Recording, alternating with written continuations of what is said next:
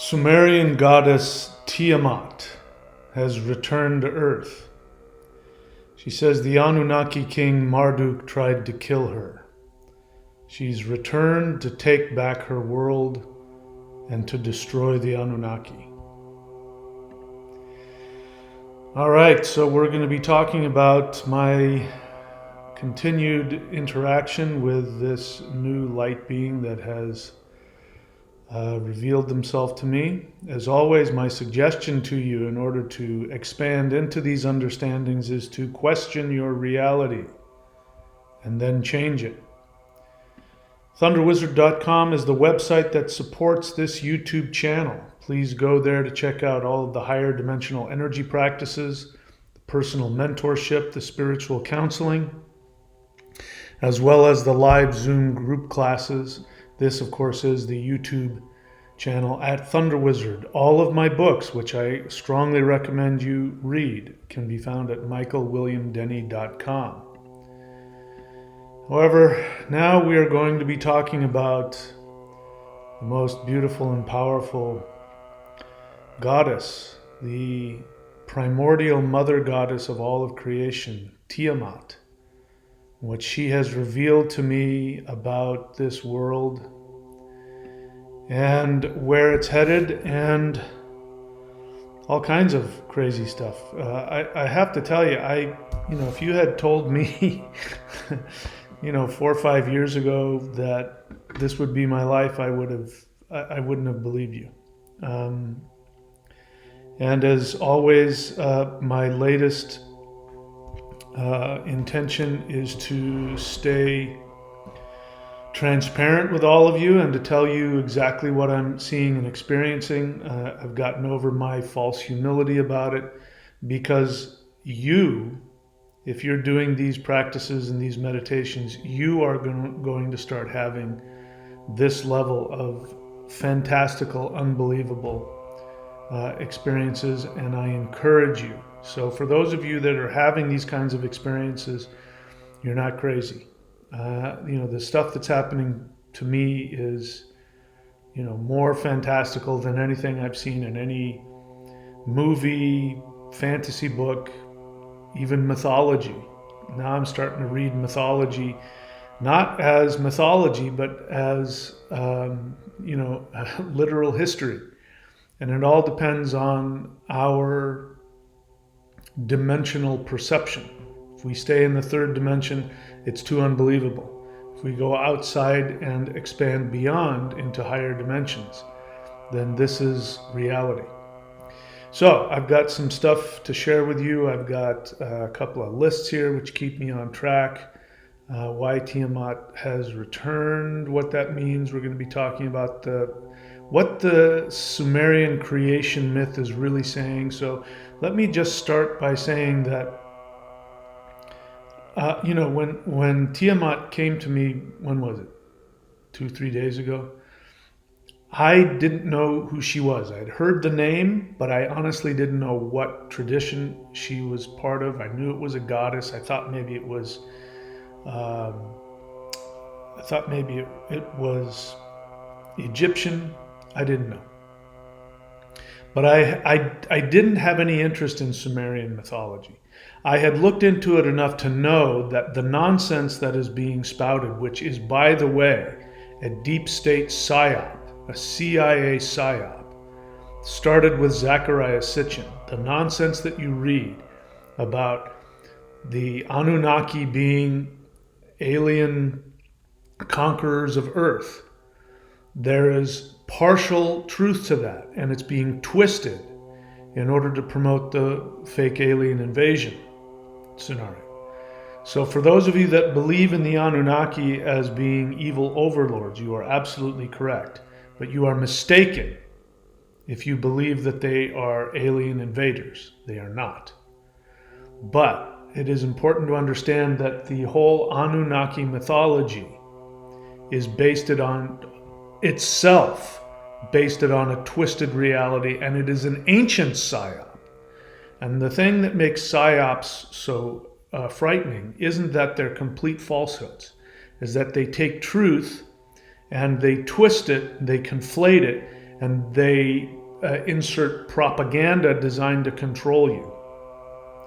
So Tiamat has helped me understand this.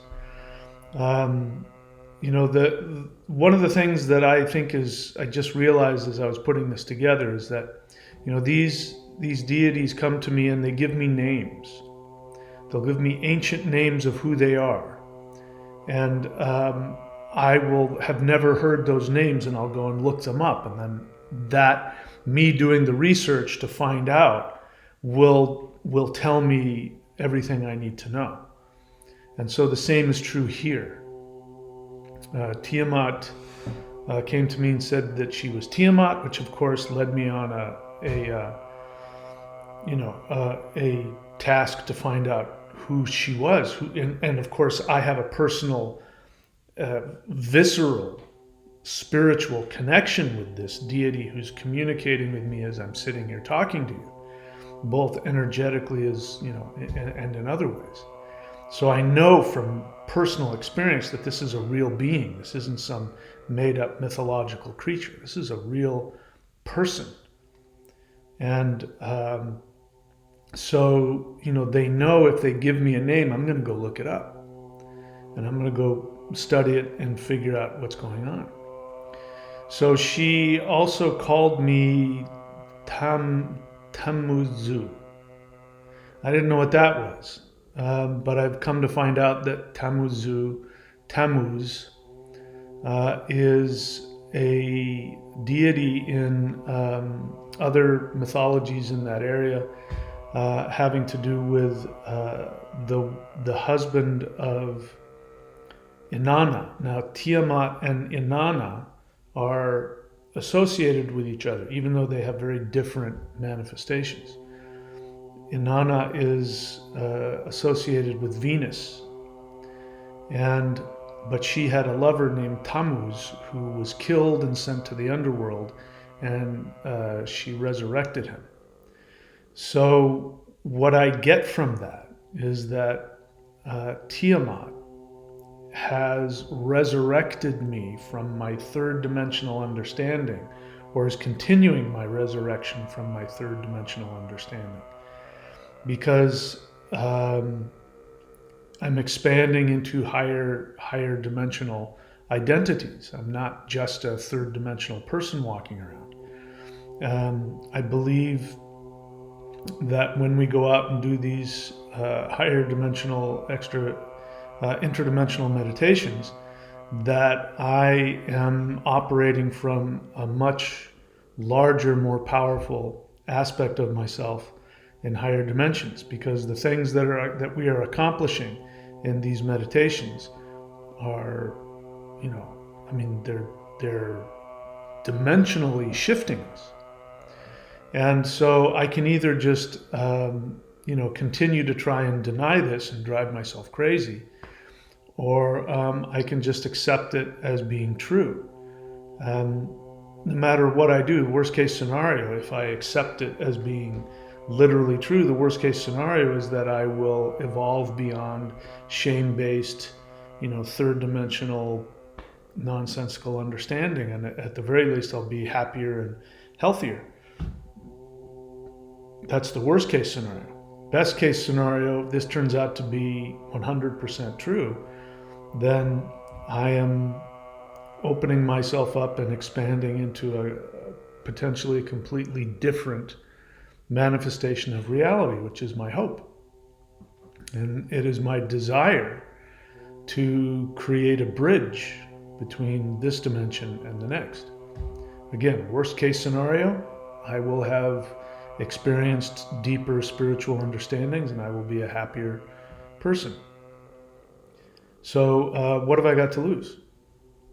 Anyway, I'm taking you along with me. So let's take a look at all of this. Tiamat. So the Annunaki king Marduk tried to kill me. I've returned to take back my world and destroy the Annunaki. So before I go off on tangents, let's take a look at what that means. All right, so Tiamat has returned to destroy the Annunaki. So Sumerian mythology was not the first written book. I do get annoyed at people who, like little children, believe whatever they're told. And there is an assumption which is inherited from Abrahamic religions, which was inherited from the Sumerians. In case you didn't know, the Bible is just another rewritten mythology from older Sumerian mythology. And everybody knows that. And so, but the assumption that has been given, the propaganda that has been given with Abrahamic biblical mythology is, in fact, the word the Bible means the book. And the assumption is this is the first written truth. In fact, everybody thought that the Bible was the oldest written truth in the world until the 1800s, when they started, unearthing the Sumerian text. They went, oh, holy crap, this is a hell of a lot older than the Bible.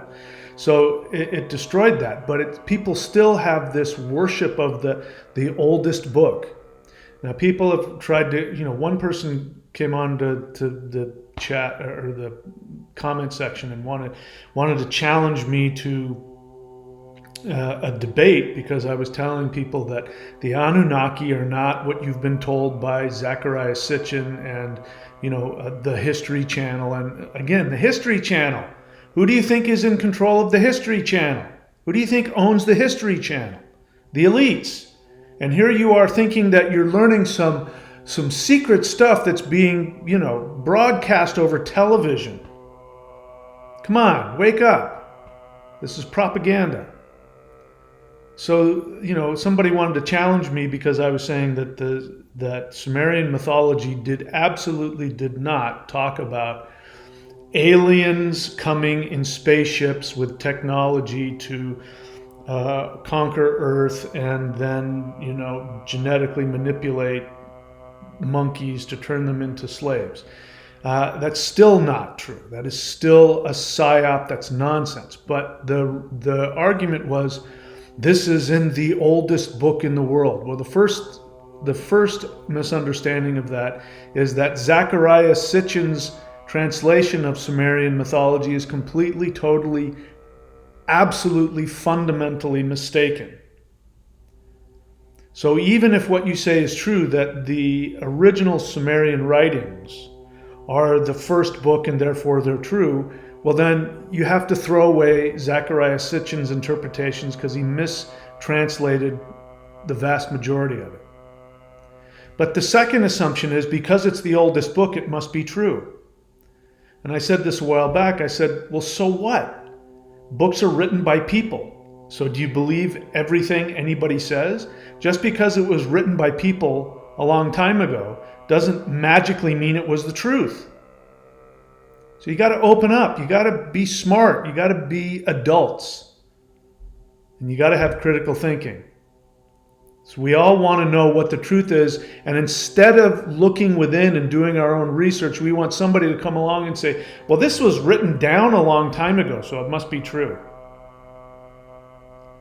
And you give up your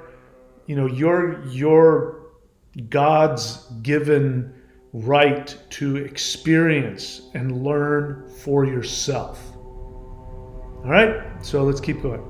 So Sumerian mythology was not the first written book. So even if you want to know the first written book, and if the first written book is the truth for you, guess what? Sumerian mythology is not. It may be the oldest written text that we have. I think actually Vedic mythology is older than Sumerian mythology anyway. But there was something that came before Vedic mythology.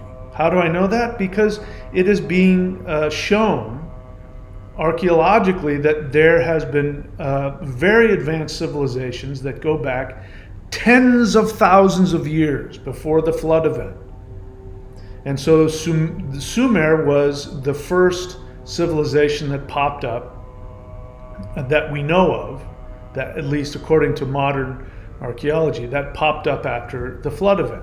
But now we have Göbekli Tepe, which goes back even further than Sumer. And that's a whole other subject. But we know that, I absolutely now believe in the existence of Atlantis and the Atlantean civilization, and perhaps even before that. So I'm here to tell you that the Sumerian mythology is not the first written mythology. So now get out of that childish belief. It's the first one, like the guy that wanted to debate me. The basis of his debate was that this is the oldest written book, and that's exactly what Christians do when they knock on your door. Hi, have you heard the word of God today? Well, the Bible says this and the Bible says that, and what they try to do is they try and get you into an argument about what the Bible really means. And they're going to destroy you because they know the Bible better than you do. But, my response, of course, I know the Bible better than them. I used to read it in, classical Greek when I was a Bible student. But all you have to say to those people when they say, the Bible says this and the Bible says that, all you have to do is say, yeah, the Bible was written by people, and I don't recognize that as any source of objective truth. Now what? They have nothing to say. They have no arguments because they use that. They triangulate against that. Well, the Bible says this. The Bible says that. And again, it's a very childish way of manipulating and controlling an argument. Whereas you go, well, from my experience and my common sense, this, and then they'll go, oh yeah, but the Bible says don't lean on your own understanding. In other words, just don't interface with the world, just believe what's written in a book. And that's what these people are doing who want to say Sumerian mythology is the oldest mythology, therefore it's true. They're doing that childish biblical thing. That's where it came from old Abrahamic religion that says this is the written book, the Bible, and this is the truth, and then the argument is we have to find the oldest. I know, that's what they did when I was in Bible school. They looked for the oldest translation and said this is the truth. But then you've got the reality that they're human beings writing it down.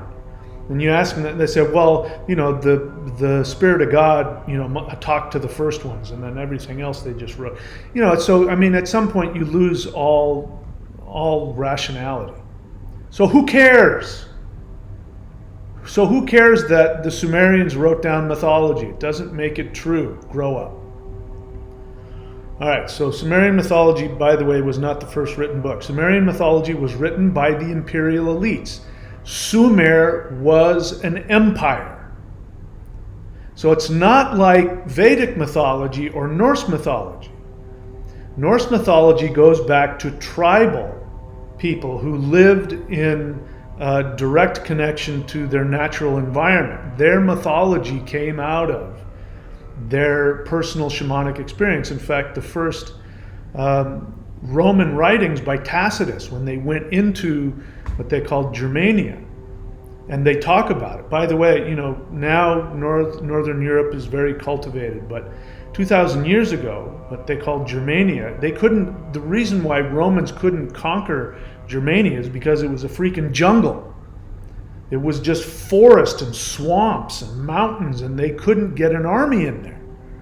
So the people who lived there, they likened them to the same way we talk about people who still live in the Amazon, the uncontacted tribes. That's how they related to them, because that was their reality.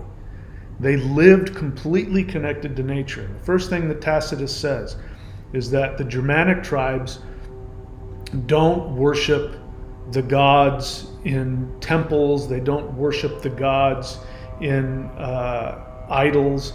They worship the gods in nature, in the sky, the clouds, the mountains, the rivers. That's where their gods are. Their gods are not, put into objects or stones. It's a physical, spiritual connection with manifested creation. So that the Norse mythology comes from that. The Vedic mythology comes from that. But once you get into Sumerian mythology, they have been an empire. They've been an empire for hundreds, if not thousands of years. So what's being written down is being written down by scribes. Scribes are the media Who controls the media? The elite control the media. The elite control the propaganda. So the Sumerian mythology is, just from an objective perspective, knowing where it's come from. This is why I said this so long ago. So what? A bunch of people wrote some stuff down. You believe everything people say? It's the scribes are taken in to the elite religion, which is controlled by the elites. So Sumerian religion was controlled by the elites. It was an empire. Wake up. So Sumerian mythology was written by imperial elites. Anunnaki in Sumerian mythology represent elite overlords. I'll get into that, I think, in the next list. But so I want to address people's instinct, because even though people have been conflating and they've been projecting and they've been basically believing whatever they're told because they have the feeling that they're believing something forbidden, even though the information is coming from the History Channel, right? Listen, I'm 61 years old. When Zecharia Sitchin wrote this garbage, it was almost immediately put onto television. There were, and back then there was only 3 television channels. So, we're talking about, the 3 major, ABC, NBC, and CBS. They were broadcasting this on. So this tells you this was an elite propaganda from the very beginning. The whole idea of aliens coming and, turning people into all that, ancient astronaut nonsense, and saying, well, it came from the Sumerian mythology. It didn't. Mythology does, however, paint the Anunnakis as the elites. You get the feeling very clearly when you read this that the Anunnaki are the deities that are directly above and representing the elite class, because Marduk becomes king of the earth. Marduk is a god. In reality, Marduk is something else.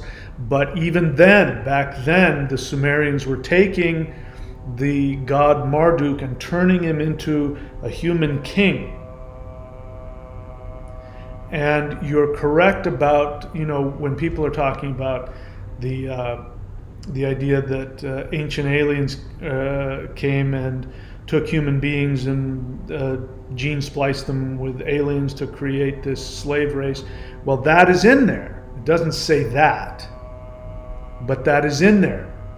So we have within there an imperial propaganda saying that the average person who goes to the temple and worships these Anunnaki, the average person is hypnotized into believing that they were created to be a slave for the gods. And of course, who are the people who are the direct representative of the gods? The elites, the rulers, the kings. That's why in the Sumerian mythology, the kings lived for tens of thousands of years. That is propaganda, so that people would be worshiping. Even the Romans did that. That when Caesar became Caesar, he became a god, and people worshiped. There were temples in Rome to all of the elite rulers. You would go and worship them. In fact, it's still going on today. The people who were the elites in Rome, who had cults where human beings would go and worship the human beings that ruled over them, and the human beings that ruled over them that had passed on, they still had temples. Those elites are still here today. The people that are running the world are the descendants of those elites who had temples that people would go and worship to. In fact, the first Christians, Roman Christians, were aligning Jesus with the imperial elite. People don't know this because they don't do, people don't research their own history. They just believe whatever the F they're told. It's time to wake up.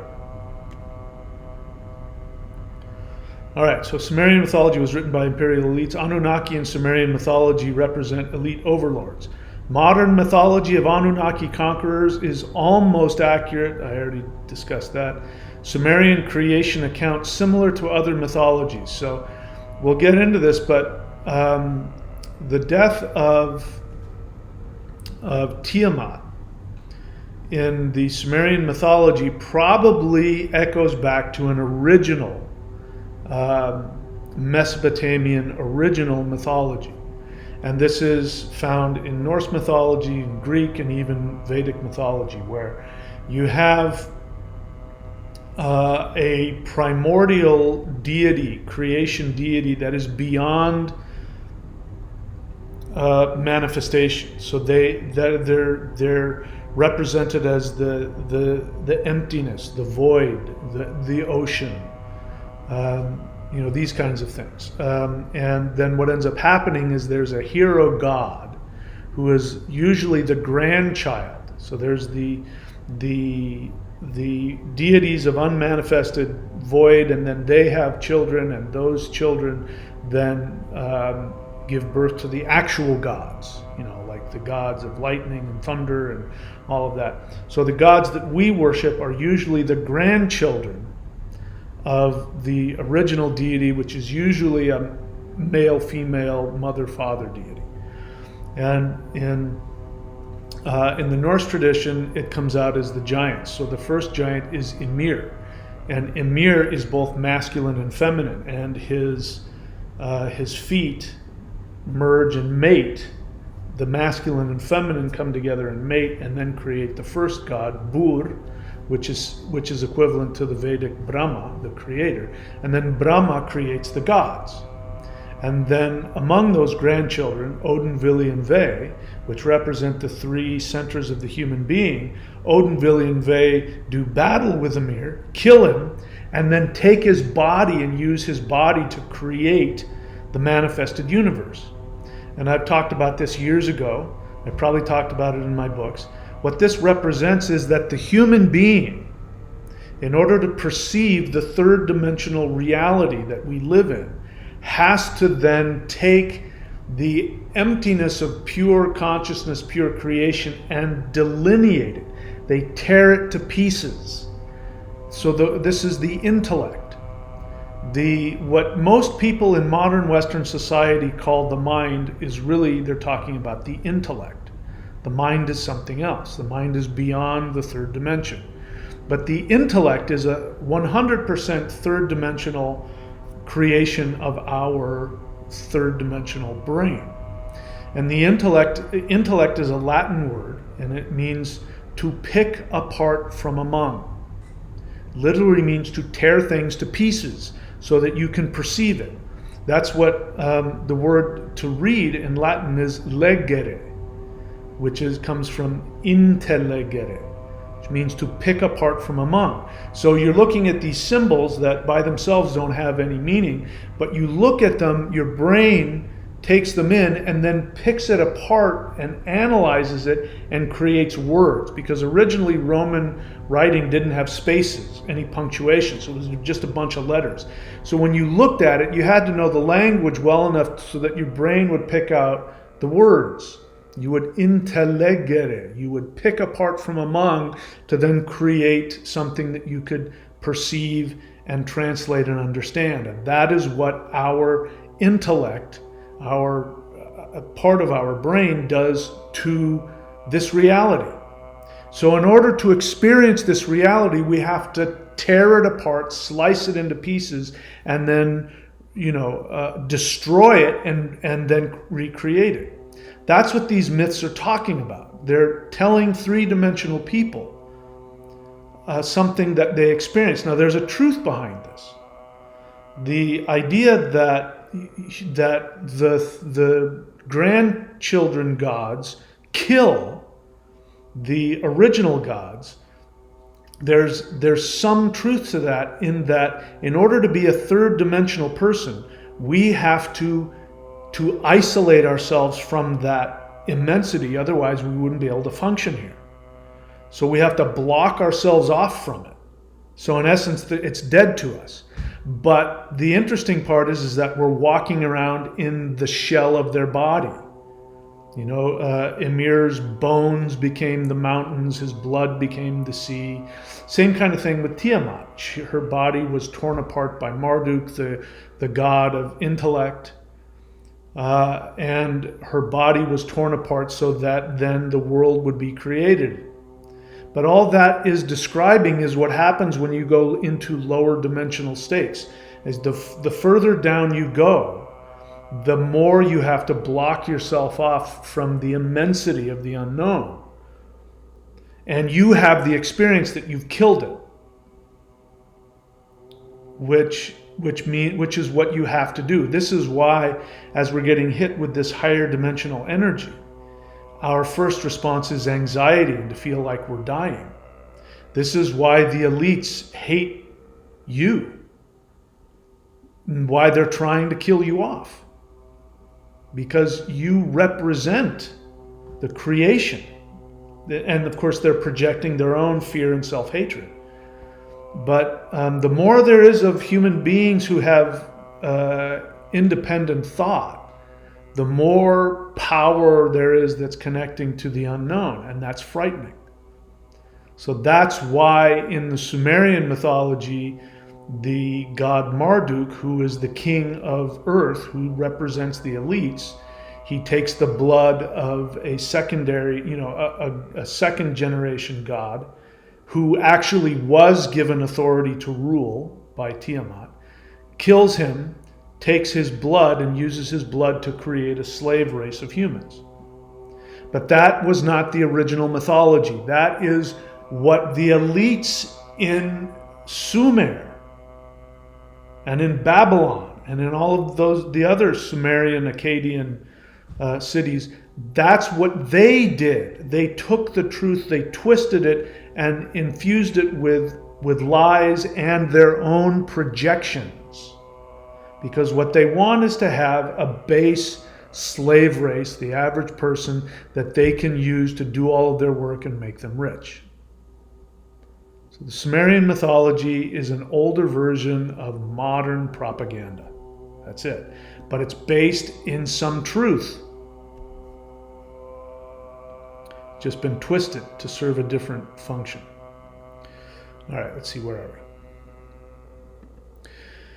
So, modern mythology of Anunnaki conquerors is almost accurate. Sumerian creation accounts similar to other mythologies. Tiamat is mother goddess to all creation and still alive today. So, in the Sumerian mythology, Marduk kills his grandmother, and then, of course, uses her body to create the universe. And then, but what's interesting is that he stole the Tablet of Destinies, which Tiamat had given to her son, Kingu, and it was Kingu's blood that was used to create humans. But she had given him that. Only she has the power to give somebody rulership over the universe. But what's interesting is that there's nothing in the mythology where Marduk actually becomes, given the actual right to rule. So what he did is he stole the tablets. He stole the tablet, the Tablet of Destinies, and then wore it himself. It was something that you wore as a breastplate. And he took it and put it on and said, "I'm king." And he said to the other gods, which represent the elites in the Sumerian version, he said, "If I go out and kill her, I want you guys to set me up as king." So he gets the third dimensional gods, the elites. He gets the elites to say, "Yes, we will place you as king," but he doesn't have authority. He doesn't have spiritual authority. He didn't get it from Tiamat. He stole it from the person that did get it from Tiamat. I find that very interesting. Sumerian creation account similar to Tiamat is mother goddess to all creation, still alive today. So the interesting thing is, and here again you see the elites' projection of their fantasy, which is they set themselves up as rulers without authority. I mean, I could be talking about, the election going on right now and what some politicians are trying to do and what they have been doing, setting themselves up as the authority and getting authority from other fellow elites, but not getting it from humans, not getting it from the voting class, getting it from the ruling donor class instead, which is exactly what's going on in this myth. It's completely reflecting what goes on inside the culture of the elites. But what's interesting is that, Marduk kills Tiamat in his mind. But does that make any sense to you? So if Tiamat is the source of all life, how could you kill her and still be alive? It would be impossible. So she obviously isn't dead. He just thinks he killed her. Human beings just think that they're keeping the higher dimensional reality out of their understanding. The elites think they can block out the sun. The elites think they can kill consciousness and lord it over you. They think they can do that, but they can't. Tiamat is still here. I know from personal experience. Irrefutable personal experience. I'm in direct contact with it. I can tell you for a fact, she absolutely exists. She's never died. So Tiamat is mother goddess to all creation, still alive today. The Anunnaki in Sumerian myths are the grandchildren of the mother-father god. I already talked about that. Sumerian imperial elite overlords hijacked and rewrote the mythology. I already talked about that.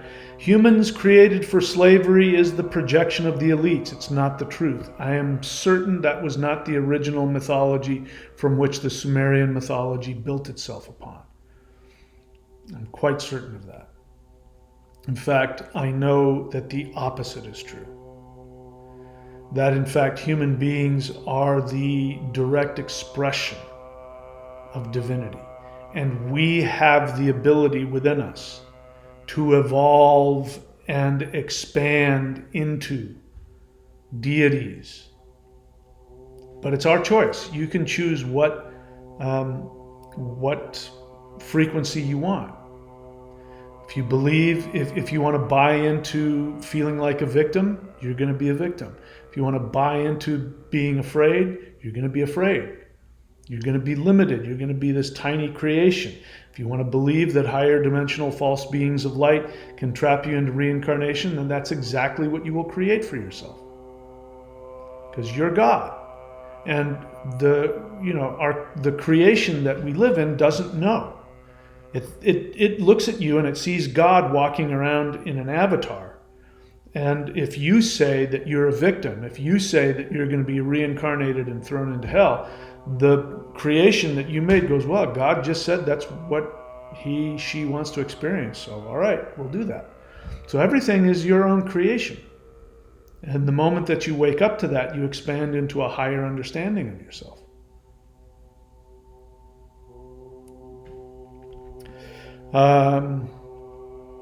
All right, so humans created for slavery is the projection of the elites. It's not the truth. That's what they want you to believe. It's the propaganda. But I absolutely know that was not the original mythological teaching, for without a doubt. All right, so false Sumerian creation myth. Tiamat and Apsu are primordial unmanifested consciousness. Second generation gods are higher dimensional beings. So based on my experience, my understanding, here's how I would describe that. I mean, I understand the mythology is written for average 3D humans to understand the best they can. And so they delineate it and minimize it, generalize it for their own understandings. But, shamans and wizards have always known what the higher teachings are, which is not impossible to learn. All you have to do is just expand your spiritual energy and experience and expand your identity into more of your deity self, and then these things become self-evident. The only reason they're secret is because people can't understand them. That's the only reason they're secret. Because the average person rejects that, because the average person wants to be a tiny created being. because that's what the third dimensional mind wants. If you want to stay in the third dimensional frequency, then you have to be a separated, tiny, created being. But once you begin to expand beyond that, then you die to the third dimension. Most people don't want to die. It's frightening. So they believe what they can accept. But the moment you begin to evolve beyond that, then you start to see the real meanings behind it. And it's not secret. It's just, you have to be in a higher frequency to be able to accept it.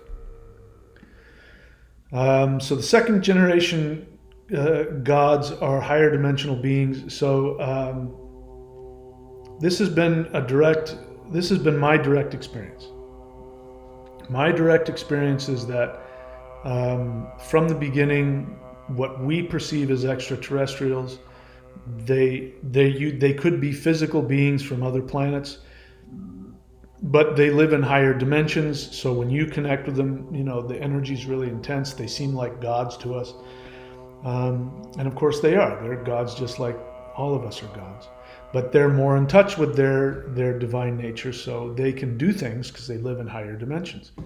And you keep going above that. You go up to fourth dimensional, fifth dimensional, sixth. When you start getting up into sixth dimensional and higher, you're talking about the gods that are written about in the mythologies. These are actual beings. These are beings that are in higher dimensions that, if you have any experience with them, you cannot escape the conclusion that they're all-powerful gods. And they are, in terms of our third dimensional experience, without a doubt, they're all-powerful. In their own dimension, they're just like everybody else. And then anytime you go above a certain dimension, those beings become the gods of these beings. So here in this mythology, we have and that's the same in pretty much every ancient mythology. You have usually a mother-father source consciousness. From that, you get like the giants, or you get the titans. And these titans usually are represented in the mythology to the grandchildren, or the gods, what we would call the gods. The gods look at them as beings they have to destroy. But that's the case for every dimensional experience, is that the beings above you are a threat, and they are, because if you begin to vibrate on their frequency, you die to the dimension that you live in. So if you want to stay in the fifth dimension, then there's going to be a part of you that's going to want to block out the sixth dimensional and higher deities, because it'll destroy your dimensional reality. Now, I don't know that that's exactly what happens, but that is our experience, so it makes sense that that would be represented in all of these mythologies. You have the mother-father deity, and then below that you have the titans and the giants that are above the gods, and then the gods themselves need to kill the giants. They need to kill the titans in order to preserve order. And the higher dimensional gods are representatives of agents of chaos. And so the gods that kill them are agents of order. So it's always set up as chaos versus order.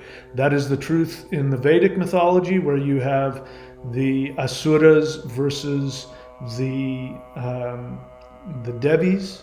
Same kind of thing. The asuras are represented as agents of chaos. They're mistranslated as demons. Actual demons in Vedic is the Rakshasas, which are demons. But the asuras are not demons. The original word asura meant God. It later turned into the understanding of demon. But in fact, Indra is called an asura, and he definitely isn't a demon. In the Norse mythology, Thor, which is the same deity, Inthura, Indra, and Thunar, same deity. Thunar is half giant and half god, and he represents both. And he's the one that goes out and fights against the giants, which are these powers of chaos. So my understanding of mythology is evolving along with this. So anyway, you get anybody above you is going to anybody in a dimension above you is going to be experienced as chaos. But really, what it means is you can't understand that level of reality, and so it feels chaotic and it feels threatening to you. So you want to push it out, you want to push it away, you want to kill it. So that's why, even Indra killed his father or defeated his father. I can't remember which, whether he killed or defeated him, but he fought against his father, Dyaus-Pitta. It's the sky father. So it's the same thing. And all mythology is talking about different levels of dimensional awareness.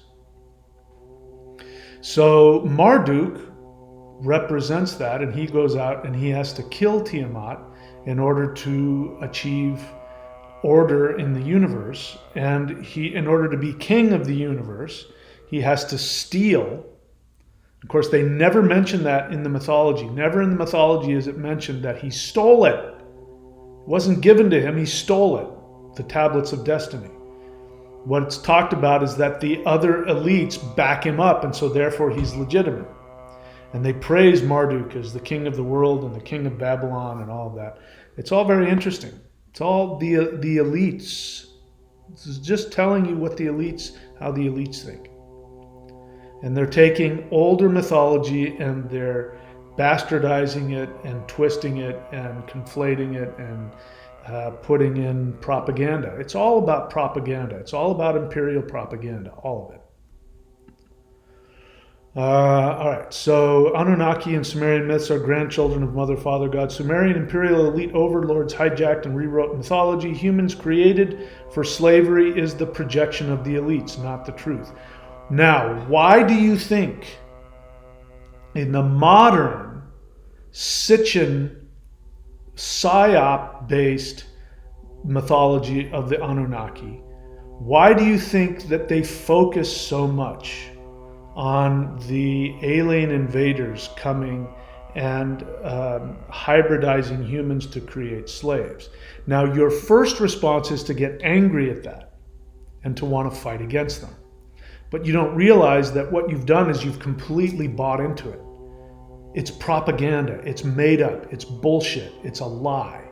But because it's been put into the oldest book in the world, you buy it. And at the same time, you're being duped into thinking that you know some forbidden truth. And just by knowing the Anunnaki exist, I'm rebelling against the establishment, when in reality, you're being completely, totally psyoped and hypnotized into buying into exactly what they want you to be, which is a slave. And I've said this before, if you believe that you, as a human being, that you were created in a laboratory to be a slave for more powerful extraterrestrials, if you believe that, you are denying your own infinite divine nature. You are denying your own soul. And if you deny your own soul, you now become an NPC, which is exactly what the elites want you to be. What do you think has been going on with all of for the past 4 years? It's been about turning people off so that they can be controlled and manipulated. You're being objectified so that you can be used as a beast of burden. So if you believe that, then you're accepting the psyop that they're putting into you. This is why I am so adamant that everybody should be doing interdimensional meditation.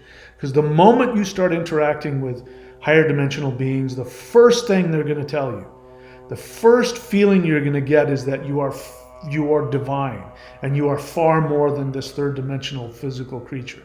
That's why I'm telling you now. This is why I'm doing, when I put up these thumbnails, right? It looks like I am, wow, Mahadeva's really gone off the deep end. Look at how full of himself he is. He's king of the gods, and this goddess is promoting him to go and save the world. Oh my God, he has completely lost his mind. hey, that feeling isn't lost on me either. I don't have any agenda about this. I'm purposely putting this out there so that you will see that in yourself. I have no need to compete with anybody. I have no need to be the best, most powerful, any of that. I have no problem if I find out tomorrow that I might be king of Earth. Turns out you're king of the multiple dimensions. I'll be more than happy to let you have that. That's how far this can go. That's why I'm doing this. This is how we're going to defeat them. When we awaken to who we are, they can't touch us. They can't come anywhere near us. Is it sinking in? I hope so. All right, so let's see where we. Humans created for slavery is the projection of the elites. It's not the truth. All right, so you get it. Let me wrap it up with, again, I'm going to go off into completely unbelievable craziness. And again, my reason for doing that is to encourage you to find your own fantastical truth about yourself and to help those that are already having it. So Tiamat comes to me 2-3 nights ago and wants to be she wants me to be her consort. And that was a specific word that she used. Didn't say husband. I was marrying her and I was becoming her consort. So as the mythology goes, Tiamat and Apsu are the masculine and feminine primordial waters from which everything comes, the emptiness, the unmanifested pure potential. And then from that, they mate, and then they create the Titans, the second generation gods. Second generation gods create the gods, and then the gods, blah blah blah. So she comes to me and calls me her consort. Now, in the mythology, Apsu, her husband, is really bothered by the clamor of the third generation gods, their grandchildren. They're loud. They even say they're disgusting. So that would be true if you're in this beautiful, peaceful state of empty Zen, consciousness. 2 levels below you, the gods are creating all kinds of stuff and exploding things, and they're little kids running around making a ton of noise. It's disgusting to you because the disorder of it. Here's again the projection. The lower level gods are fighting against the chaos. It's represented, if you look it up, Tiamat, you'll find out the goddess of chaos, which is not who she is. That's purely a projection. It's a projection from the chaotic beings. The elites always project onto you. Whatever the establishment says about the opponent in politics, whatever they accuse them of is what they're doing. It's called projection. So this is a projection onto them. It's not reality. So in this mythology, what we're finding out is that the reality is that they're the chaotic ones. The lower level gods are chaotic to the highest level gods. So Apsu goes and he's going to kill the lower dimensional gods. Now I would project that as sort of like a borderline fear. Of course, no conscious being would do that. So this is a mythology, and it's not an accurate mythology. So this is the projection, the fear of the lower dimensional humans, the elites. They're afraid that the gods are going to come and kill them. So in any case, in the mythology, so he goes out and he's going to go and kill them. Now, Enki is the god of wisdom. What is wisdom? The intellect. Marduk also represents the intellect because he's been given the power of the wind. Wind is the metal element, the wind element, which is the intellect. It separates. It divides and separates to create reality. In fact, we'll get to that. Anyway, so Enki hears this. He hears that Apsu's going to come and kill them. So he decides, he tells the other gods, listen, this guy's coming to kill us. So what I'm going to do, the intellect, listen to this. Enki, the god of wisdom, goes to Apsu and puts a spell on him and puts him to sleep. What does that mean? It means that your intellect is trying to deaden, to put you to sleep. Because if you're awake, you're going to be awakened to the undifferentiated consciousness, which is going to destroy your understanding of reality. So in order to keep your lower dimensional understanding of reality, you have to go to sleep. You have to block that out. So again, it's a projection. So in the mythology, Enki puts Apsu to sleep and then kills him. Now, all of the gods are there. We're going to be okay now. He's not going to come get us. But then Tiamat hears about this and she becomes enraged. Now, what's interesting is that when Apsu was saying, I'm going to go kill the kids, the grandkids are driving me crazy, I got to go kill them. Tiamat says, no, just leave them alone. They're kids. She's the mother. She loves everybody. She says, yeah, they're disgusting, but don't kill them. Just let them be. Everything's okay. Just calm down. But he goes off by himself and he decides to go and kill them. And then Enki kills him instead, the intellect. Now, Tiamat hears about this and she becomes enraged. And then she creates a bunch of monsters. Now, I don't know the names. All of the monsters have names. And I wish I knew the meaning of those names because that would be very significant. But anyway, she creates all of these monsters and she's enraged. And then the lower dimensional gods decide they got to go kill Tiamat because she's coming for us. And when they go out to face her, she's so frightening and her army is so frightening, they turn tail and run back and say, we can't, she's too powerful. So then Marduk, who has all of the powers of all of the other gods, he says, I'll do it, but only if you, fellow elites, decide to make me king. If you decide to make me king, I'll go kill her. That is the projection and the dream of the elites. That is what they're telling you. We're going to go out and fight a war against some foreign country to protect the American way of life.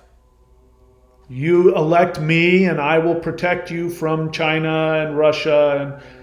And, that's always the thing. If you make me king, I'll protect you. So you're looking at the elites are outing themselves in this mythology.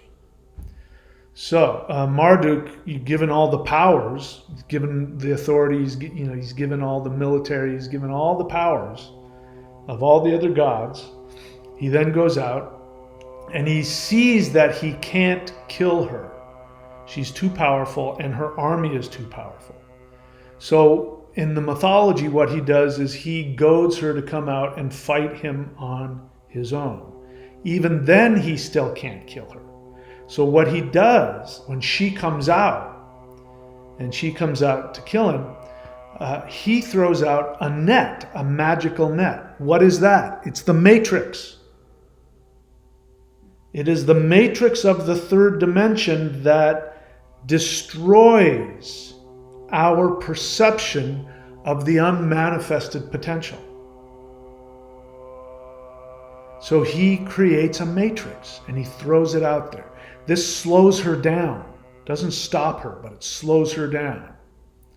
So just because we create a matrix, that in and of itself, there's nothing wrong with that. We can still interact with higher dimensional realities and still live in a matrix. That's the dance I'm trying to do right now. I'm doing the spirit fighting every day, and I'm connecting myself to higher dimensions while still staying sane in the third dimension and doing third dimensional things. And I'm trying to create that bridge slowly. So there's no reason why you can't live inside of a matrix. But if you want to control everything, then you have to do more than that. So he throws out the matrix. He throws out the net, which slows her down. Then what does he do? So her mouth is open and she's trying to swallow him, which is our perception. We perceive that the unmanifested reality is going to consume us. This is the fear of people with borderline personality disorder. They crave intimacy, but once you give them intimacy, their first reaction is they're afraid that they will die, that the intimacy will consume them, and then they respond and react, and they judge you and attack you and discard you. That is an extreme example of the human reaction to higher dimensional energy. We desperately want connection with God, but once we get it, we then flip out and say it's the devil, and we try and push it away. And so that's what's happening here. He throws out the matrix, which slows her down. She opens up her mouth, which is his fear that she's going to consume him. Of course, that's not true. She's his mother. She loves him. She's going to give him more knowledge and more awareness. But in order to have that, he'd have to give up his greed for power, his desire to be falsely placed as king of the universe. He'd have to give that up in order to merge with her. So he doesn't do that. So what does he do? He uses the winds. He's got these magical winds. Again, what is wind? Wind is the intellect. And he blows this wind into her open mouth, which opens her mouth even wider and distends her belly. And now, according to the myth, she can't close her mouth because the wind is keeping it open. And then he kills her, and then he takes his club, he smashes her skull, and then he splits her open into two pieces like a clam.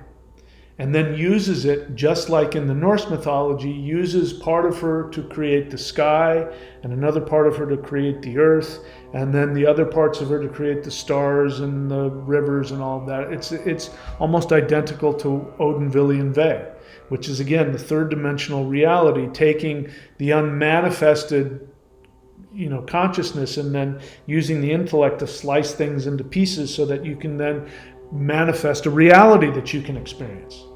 So Marduk absolutely represents the intellect. Now, the older version of this was probably a lot more like the Norse version, where it's not this, it's not about ruling the world or any of that nonsense. It's just representing in a mythological, under poetic way, what the human mind does to create this reality that we live in out of the chaos of unmanifested true power. So he does that, and then he takes Kingu, who is the second generation god, who is now the second husband of Tiamat. She takes him on, gives him the tablet of destinies. She gives him authority to rule over the universe. And he goes and he takes the real king, takes him hostage, steals, tears off of his neck the tablets of destiny and puts it around his own neck. So he falsely places himself as king of the universe. And because the rest of the gods, which represent the elite class, clap and say, yes, you're now the king, and they sing his praises, and in Babylon they had temples to Marduk, and he was the patron king of Babylon, and people would go in and sing the praises to Marduk for thank you for defeating the evil Tiamat, and they're not even aware that they're talking about the mother deity that has created them. And as I'm sitting here recounting this, when I get to certain things, I can feel her. I can feel her sadness. I can feel, it's, what I mean? This is affecting me. The more, I can tell the parts of this that I'm saying that she's backing up. But it is painful to her to watch human beings do that. It's hurtful to the mother to have the children, reject and project onto her. So the thing, now it's going to get weirder for me. So I didn't know any of this. She came to me. She called me her consort, told me she was Tiamat. And then she called me Tamuzu. She called me Tamuzu. I didn't know what that meant. I looked it up, and if I looked at just the words, it looked like maybe in Sumerian it meant man of knowledge. But I've done more research since, and I found out that she's connected to also the goddess Inanna, which is a later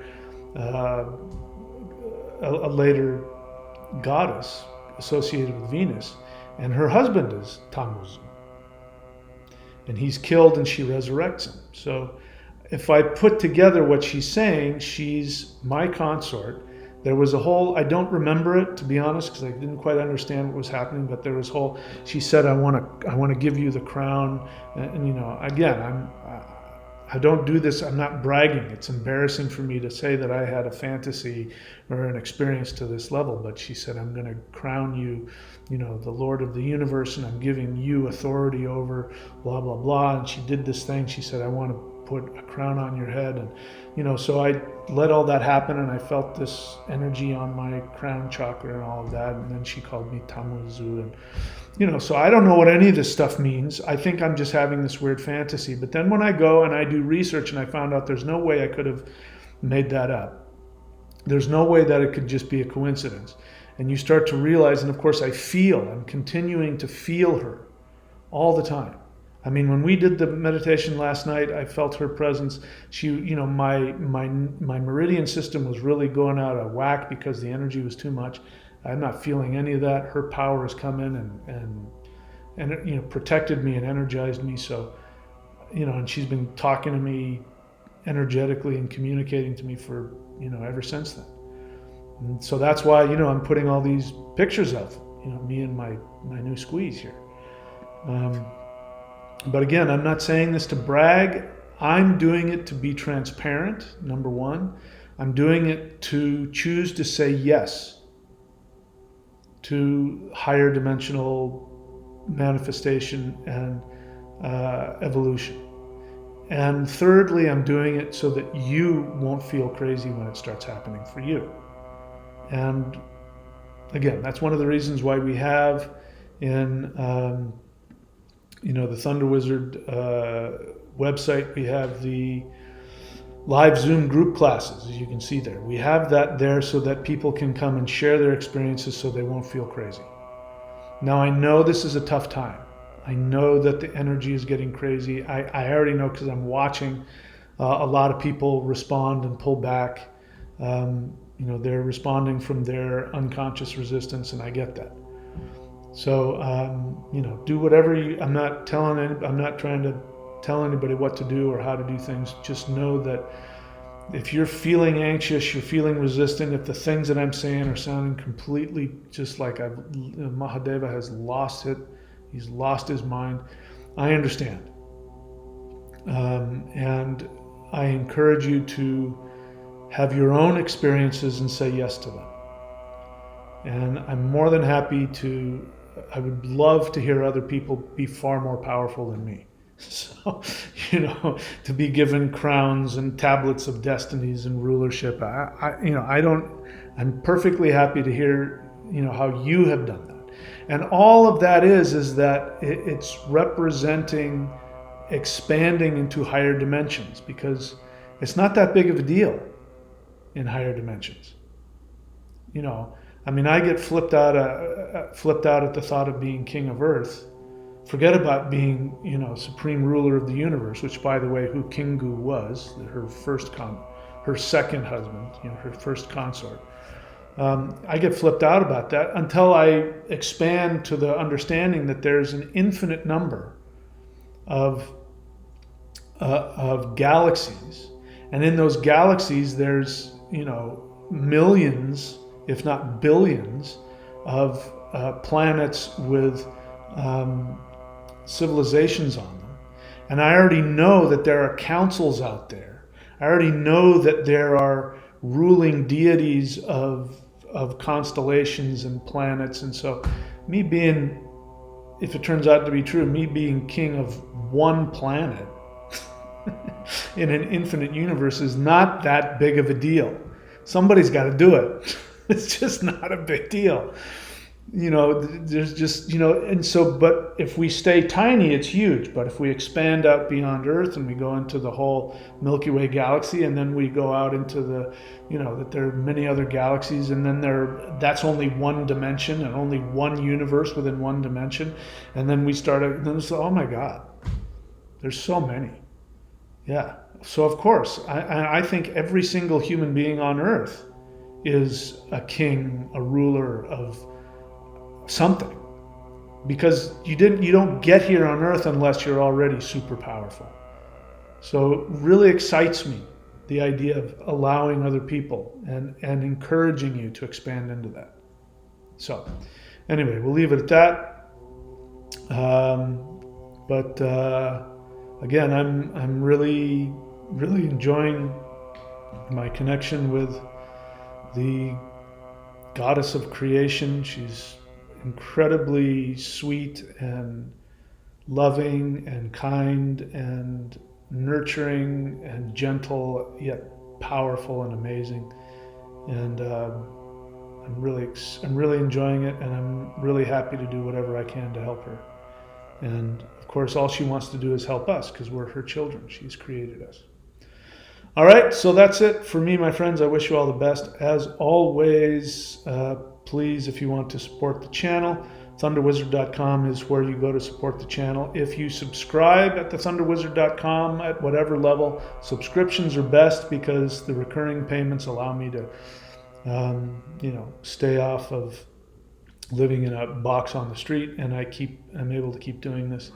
But go to the shop as well. Especially, I'm finding that the spirit fighting, Maoshan spirit fighting practices they're becoming more and more necessary for me to do this work. So if you really want to be able to unlock that higher dimensional energy, the Maoshan practices are, there's nothing like it. I don't think there's anything more powerful than that. So if you do that in conjunction with a conscious desire to communicate with light beings, your experiences will go through the roof. Anyway, that's it for me, my friends. I wish you all the best. As always, I love you. You're the most powerful being that has ever existed. Thank you for creating me. Focus on what makes you happy, your soul, and all conscious beings will evolve. And all of the gods, including Tiamat herself, will bow down before you and thank you for allowing her to expand in her consciousness, because you chose to make yourself happy. Nothing more important. That's it. I love you all. Please take very good care of yourselves, and I will see you all very soon.